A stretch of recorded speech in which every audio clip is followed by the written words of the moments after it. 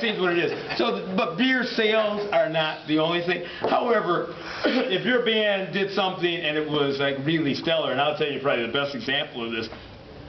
We had the Bodines one year, and they played twice. They played at noon, and they played at 10 p.m. It was the largest crowd we've ever had at noon. Right? The beer sales were through the roof for noon. Right? Once again, if that was the case, that's the only thing we would have. We'd have the Bodines and every other band play at noon and at 10 p.m.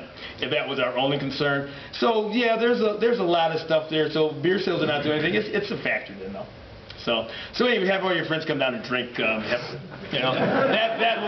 really go a long way. They'll say, hey, they bring. And actually, a lot of guys say that. The guys I know from Appleton or any other, oh, they're going to bring down two busloads of people, and they drink like fiends. Okay, yeah, let's do the deal. Let's do that. So, any other questions?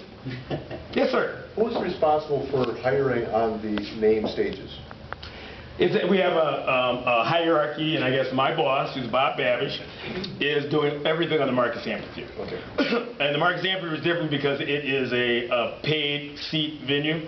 Also, to just give you the other thing is, and I've been doing this a long time, it is a lot of pressure because I remember when I first started working for Bob, and he came in 1978, and he said to me, "This has got to stop." And I said, "What?" "This has got to stop."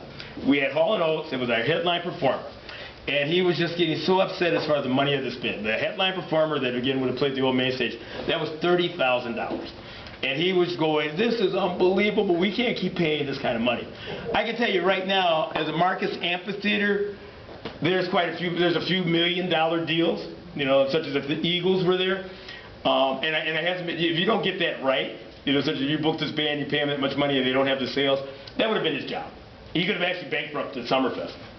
But actually, the average now is, if you're going to play in the Marcus Amphitheater, is about $250,000, and it goes up to well over $1 million. So that's one. All right. Then Bob oversees the entire entertainment department. I work primarily with Briggs, Harley, Potawatomi, and the classic rock.